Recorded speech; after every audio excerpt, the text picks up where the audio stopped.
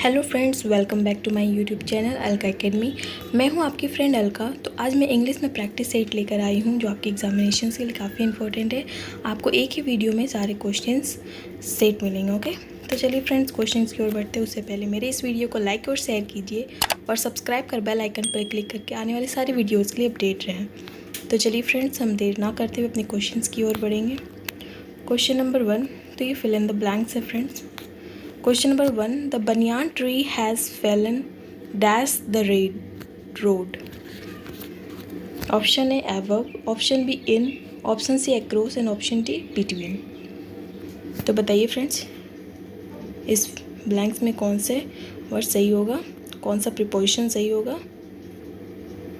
The banyan tree has fallen, fallen मतलब गिरना होता है। ओके, डैश द रोड, तो फॉलन गिरा हुआ था रोड पे, तो क्या होगा above the road, in the road, across the road and between the road. तो बताइए friends, right answer is option number A above the road. The banyan tree has fallen above the road. Above मतलब ऊपर, इन मतलब में, road में गिरा, सही नहीं है। अक्रॉस, अक्रॉस मतलब एक तरफ से पार करना, दैट वाज, और बिटवीन मतलब बीच में, वो भी गलत है। Okay, question number 2, do not cry the dash spoiled milk. Option A 2, option B over, option C about and option D upon. तो बताइए friends, do not cry the dash spoiled milk का मतलब क्या होगा। तो friends, do not cry the over is the right answer. Over spoiled milk, ये एक phrase होता है, इसका मतलब होता है कि कोई पॉइंट नहीं है कि आप किसी चीज़ पे अपसेट हो over something that is already happen and can not be change. Okay, कोई पॉइंट नहीं होता। That was the do not cry the over the spoiled milk. तो ये एक फ्रेज़ है, ठीक है फ्रेंड्स। इसका मतलब कि आप किसी चीज़ में अपसेट हो रहे हो, कोई पॉइंट नहीं बनता अगर वो चीज़ चेंज नहीं हो सकता या ऑलरेडी हैपेंड है। Okay friends, question number 3, Sachin and Rama regularly subscribe the dash the employment news. Option is 2, option B 4, option D C in and option D in 2। तो Sachin and Rama regularly subscribe dash the employment news, तो कौन सा preposition सही होगा। So 2, Sachin and Rama regularly subscribe to the employment news. Employment news को वो हमेशा ही subscribe करते हैं।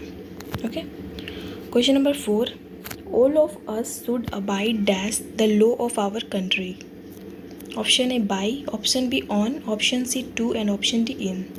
बताइए इस ब्लैंक्स में कौन सा फिल होगा, कौन सा सही प्रीपोजिशन है।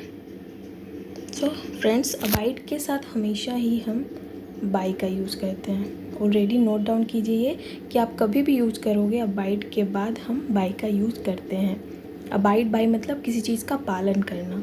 सो हमें पालन करना चाहिए, हमें अब हमेशा ही अपने कंट्री के लॉज को, कानून को। ओके फ्रेंड्स, तो यहाँ बाई होगा। Question number 5, Pratima is very much worried dash her mother's health. Option A 2, option B 4, option C about and option D of.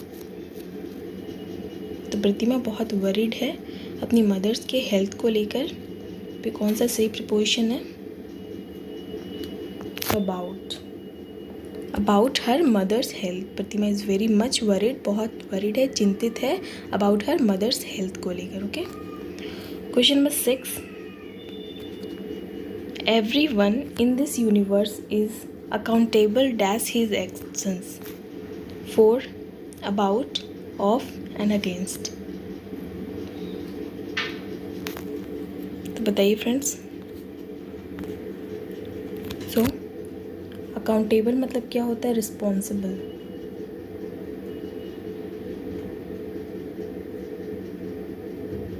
Friends, अगर मैं कोई भी वर्ड्स आपको बता रही हूँ तो आप उसे नोट डाउन जरूर करते जाइए, ये आपकी वोकैबुलरी में हेल्पफुल है। तो फ्रेंड्स बताइए, तो everyone in the universe, universe में सभी लोग जिम्मेदार है अपने खुद के एक्शंस के लिए। तो 4 is the right answer. Everyone in the universe is accountable for his actions. Okay, चलिए आगे बढ़ते क्वेश्चन नंबर 7 की ओर. The gift were divided equally dash the orphans. Option A between, option B among, option C in and option D to. तो friends, पहला बात कि orphans मतलब होते हैं अनाथ. ओके, अनाथ बच्चे. तो ऑर्फन्स मतलब बहुत सारे लोग, एक कोई नहीं. तो हम इसके साथ क्या बिटवीन का यूज़ हम करते हैं टू के साथ. ओके, जब कोई चीज़ टू में डिवाइडेड हो रहा है. अमंग हम करते हैं मोर देन टू.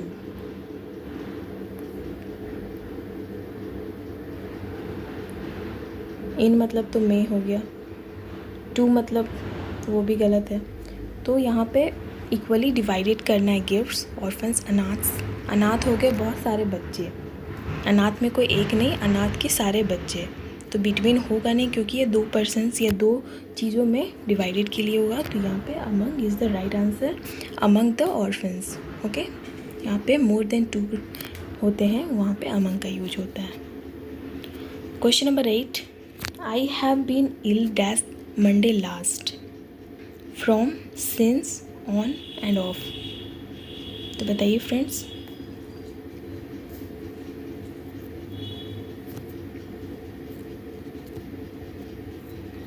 क्या होगा. तो right is since last, since Monday last. तो हम अगर कोई चीज़ का पीरियड ऑफ टाइम का बात करते हैं तो हम सिंस का यूज़ करते हैं. ओके, तो I have been ill since Monday last night. Okay friends, कोई point of time, that is since. Question number 9. He was ashamed dash his mistake 8 of 4 and from.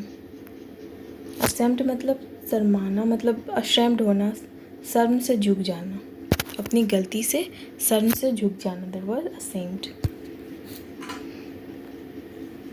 बताइए क्या सही होगा, बताइए friends. D, he was ashamed of his mistakes. Okay friends. Question number 10. I am thankful dash your cooperation 2, 4, 8 and in.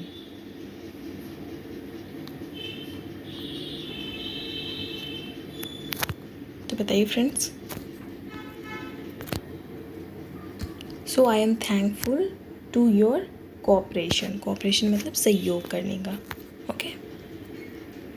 Question number 11. All dash glitters is not gold. सभी glitters gold नहीं होते.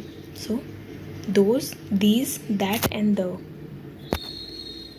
तो बताइए friends, all that glitters is not gold. Right answer option number C. चलिए friends, question number 12 की ओर बढ़ते हैं और यह एक मतलब बताना है. ओके, एक सेंटेंस दिया हुआ है. चलिए. The company manage to stave off bankruptcy for another few months. What is the meaning of the idiom stave off. तो ये ईडियम है, हमें स्टेव ऑफ का मीनिंग बताना है कि कंपनी ने मैनेज किया stave off bankruptcy for after another few months. To delay something bad, cancel, implement instantly and follow.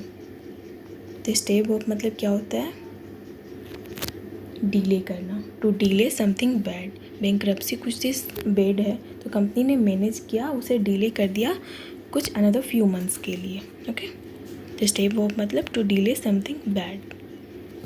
Question number 13. Most of my children take after my husband. What is the meaning of the idiom take after. Idealise, resemble, disagree, misunderstand. तो बताइए friends. तो take after का मतलब होता है resemble, समान दिखना, एक समान होना.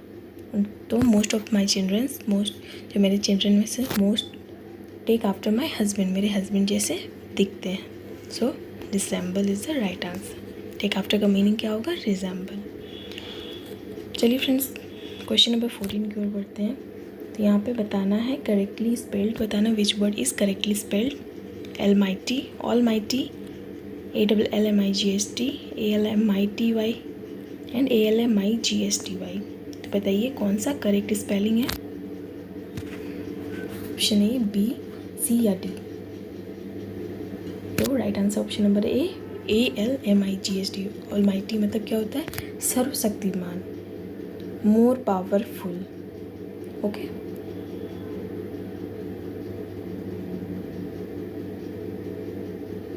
सर्वशक्तिमान होना। क्वेश्चन नंबर 15, सिनोनिम और सिमिलर वर्ड ऑफ जुवेनाइल। तो जुवेनाइल का हमें सिनोनिम बताना है, उसका सिमिलर वर्ड बताना है। ऑप्शन है rustic, option B rude, option C snug and option D infantile. तो बताइए फ्रेंड्स, जुवेनाइल का मतलब क्या होता है, उसका मीनिंग क्या होगा? रस्टिक मतलब क्या होता है? Rude, snug and infantile. तो जुवेनाइल का मतलब होता है शिशु संबंधी, infantile. Okay, young person, juvenile, infantile. Rustic मतलब हो गया देहाती। ओके, रूड मतलब ख़राब से बिहेव करना। स्नग मतलब हो गया काफ़ी प्लेजर टाइम होना, काफ़ी कंफर्टेबल होना। Okay, that was the snug. तो जुवेनाइल का मतलब होता है इन्फेंटाइल, यंग पर्सन, मतलब शिशु संबंधी, बच्चे से इन्फेंटाइल कहेंगे। Question number 16, antonym of the word capitulate. तो कैपिटुलेट का एंटोनिम बताना है। Option A summarize, option B disobey, option C resist and option D deride. तो बताइए फ्रेंड्स, कैपिटुलेट का मतलब क्या होगा? तो सबसे पहले कैपिटुलेट मतलब समझते हैं। कैपिटुलेट मतलब होता है मतलब हार मान जाना या किसी चीज़ में मान जाना। कोई भी चीज़ हो रही है उस चीज़ में हाथ छोड़, मतलब हार मान जाना, मान लेना। ओके, तो उसका मतलब तो ये हो गया। तो यहाँ पे क्या सही होगा? समराइज मतलब हो गया कोई चीज़ ब्रीफ करना, संक्षेप करना। डिसओबे मतलब आज्ञा ना मानना। रेसिस्ट मतलब विरोध करना। डिराइड मतलब किसी का मजाक उड़ाना, मेक फन ऑफ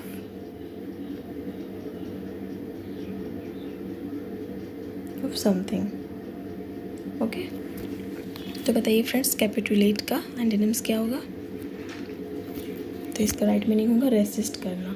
कैपिटुलेट मतलब होता है कि किसी चीज़ के लिए मान जाना, अपना हट छोड़ देना। बट यहाँ पे रेसिस्ट मतलब विरोध करना, तो इसका एंटोनिम्स होगा रेसिस्ट। डिसओबे इसलिए नहीं होगा बिकॉज ये आज्ञा न मानना हो गया। ठीक है, यहाँ है कैपिटुलेट, कोई चीज़ में हार मान लेना या मान जाना। Hope you understand friends. Question number 17, अगर आपको कोई भी डाउट्स हो तो आप मुझसे क्वेश्चन कमेंट बॉक्स में पूछ सकते हैं। ओके, तो ये क्वेश्चन नंबर 17 में एरर्स है। इफ़ यू हैव, तो 4 सेक्शंस डिवाइड्स है फ्रेंड्स, जिसमें एरर्स बताना है, और अगर कोई भी एरर नहीं है तो ऑप्शन डी को चूज़ करना है। Okay, question number 17, if you have faith in almighty everything will turn out to be all right, no error. तो बताइए फ्रेंड्स, इसमें किस सेक्शन में एरर है? ए, बी, सी या डी, नो एरर? तो जैसा मैंने बताया, ऑलमाइटी मतलब होता है मोर पावरफुल होना, बहुत ज़्यादा सर्वशक्तिमान होना। तो बताइए फ्रेंड्स, तो एरर है सेक्शन ए में, बिकॉज ऑलमाइटी एक सर्वशक्तिमान है, कोई चीज़ ऐसा। तो इसके पहले हम डेफिनेट आर्टिकल द का यूज़ करेंगे। ओके, तो if you have faith in the almighty everything will turn out to be all right. Okay friends, question number 18, no stronger a figure than his is prescribed in the history, no error. तो बताइए इसमें किस section में error है? ए, B, सी या D, no error? तो C section में error है। हम इन दी हिस्ट्री नहीं होता है, इन हिस्ट्री।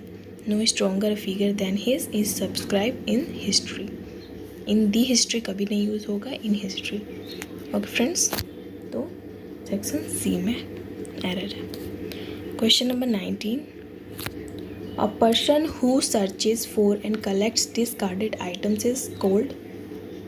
तो पर्सन जो सर्च करता है, खोजता है और कलेक्ट्स डिस्कार्डेड, जिसका यूज़ नहीं है, उस आइटम्स को खोजता है, उसे क्या कहा जाता है?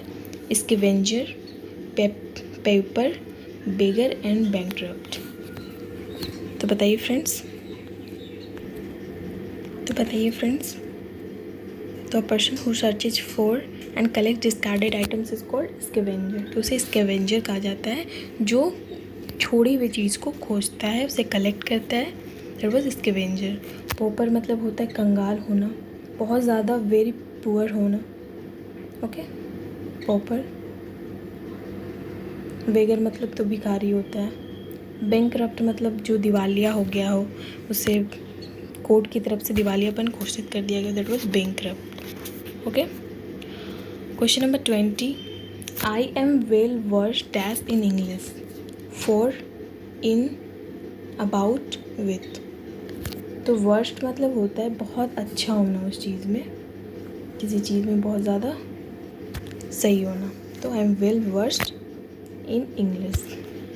Okay friends, question number 21, one who eats human flesh. जो ह्यूमन मतलब आदमी के मांस को खाता है, फ्लेश मतलब होते हैं मांस। ओके फ्रेंड्स, तो cannibal, carnivore, herbivorous and none of these. तो ह्यूमन फ्लेश को खाने वाले को क्या कहते हैं? तो option A cannibal, one who eats human flesh is called cannibal. Carnivore को क्या कहते हैं? जो मांसाहारी होते हैं, जो मांस खाते हैं।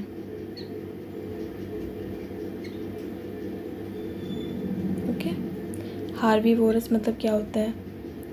शाकाहारी, जो मांस नहीं खाते, हरा। ओके, से हार्बीवोरस कहते हैं।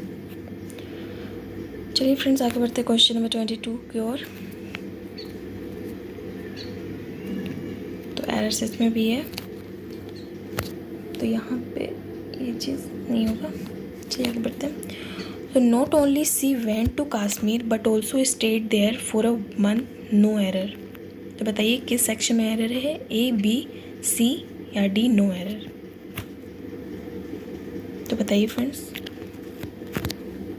तो यहाँ पे नॉट ओनली बट ऑल्सो का कॉन्सेप्ट है।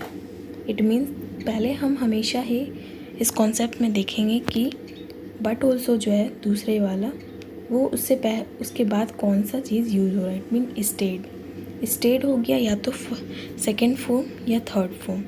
ओके, तो हम उसी चीज़ को मैच करेंगे कि उसके बाद है कि नहीं, नॉट ओनली से के बाद। तो नॉट ओनली के बाद सी है बट वेन, तो यही होगा यहाँ पे। एरर ए में है not only,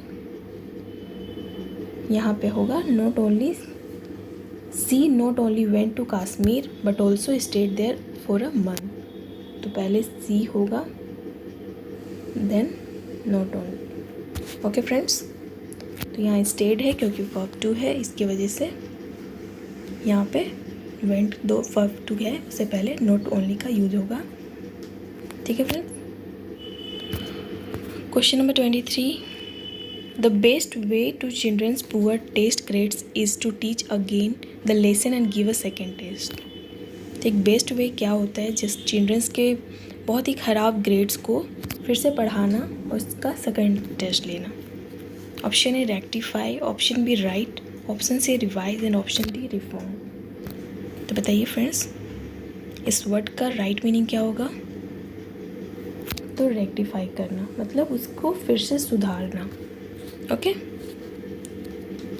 question number 24, a soldier और seller who rebels or refuses to obey the orders of a person in authority is called radical, anarchist, mutineer and revolutionary। तो बताइए फ्रेंड्स, सोल्जर और सेलर होते हैं वो refuse करते हैं authority के ऑर्डर्स को, दैट वाज म्यूटिनियर, से म्यूटिनियर कहा जाता है। तो फ्रेंड्स चलिए आगे बढ़ते हैं और लास्ट क्वेश्चंस की ओर। Question number 25, improve the bracketed part of the sentence. Bracket part को करना है। Many such mishaps can be avoided if we are careful. तो बहुत सारे मिसहैप्स मतलब दुर्घटनाएं जो है उसे हम अवॉइड कर सकते हैं अगर हम केयरफुल रहें।